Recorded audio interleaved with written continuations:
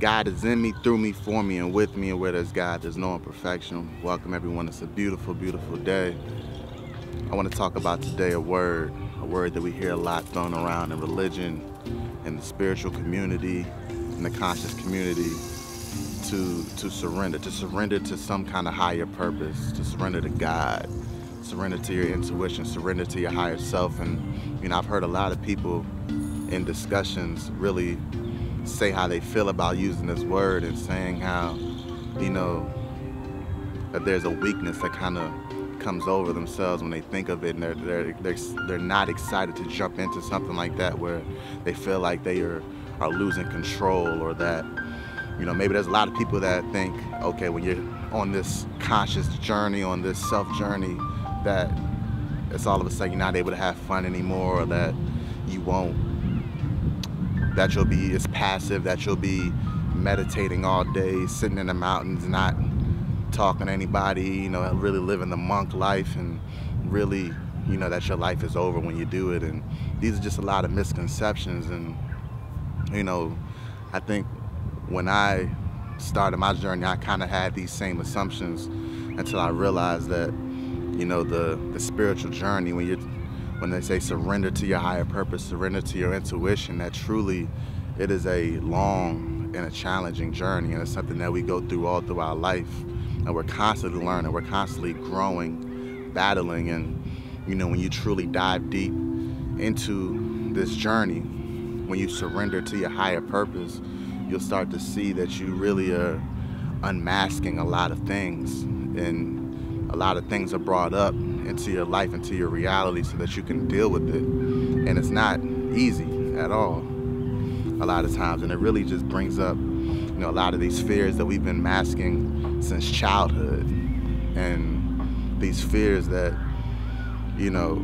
were put there for a purpose at a certain time. We put them there to protect ourselves, and we can't fault ourselves for that. But a lot of times these are gifts that are waiting to be unmasked deep down inside, because we've shut down a certain part of ourselves. And so you also realize, like, on your spiritual journey, that a lot of times you're not able to hang around the same people anymore.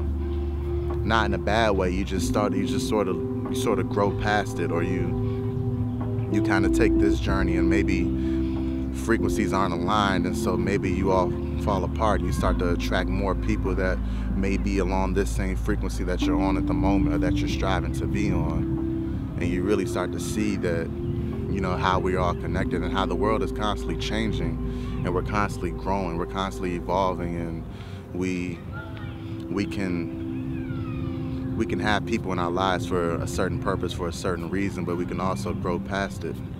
And it's not always a bad thing. And sometimes it's healthy, and sometimes we need it. And then, you just think about surrendering, and, people think that it's a passive thing, but really it's active. It's an active process. And, energy doesn't like being stagnant. It likes to flow. And when you're aligned with that universal energy, you're going to be guided by that universal energy. It's not going to be something, there's a time to meditate, there's a time to live the monk life, there's a time to sit still, and that is truly important. But it's not enough to just know, it's not enough to just sit there. You have to do the work. Work comes with it, and you'll know what work to do when you're on this path, if you really just listen to your intuition, listen to yourself that's constantly speaking to you. And when you're on this path, when you're on this work, when you're doing this work, you'll see that you're constantly being guided more and more towards where you need to be, where you're supposed to be. And, we learn how important it is for our ego to surrender to its higher purpose. And you learn that you don't want to kill the ego. I learned this along my life, along my journey, that you don't want to kill the ego. The ego is truly important. What we show the world, the character that we've created here on this earth. It did everything it can to protect us since a child. It latched on to survival. It latched on to our parents. That ego latched on to love here on this earth, and wanting to be accepted socially. So, we can't judge it. We have to accept where we are at in order to transcend into a higher frequency. We can't judge ourselves for it. We have to truly accept it, understand it, and really put ourselves, our higher selves, back into the driver's seat and allow the ego to be the vehicle, to be the vessel that takes us to our higher purpose. And we have to also protect this body. We have to protect this vessel. And so when we surrender, we see that we see how important it is to feed our vessel with the right stuff. We have to consume the right things. We have to treat our body right. We have to treat our lower self right so that our higher self can manifest in our reality and really lead the driver's seat, lead the way. And then you just see how surrendering is actually work.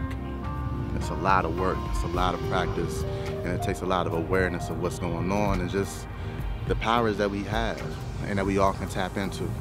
And it's truly, I've learned it along my journey just how important it is and how amazing it feels when you're being led to your purpose.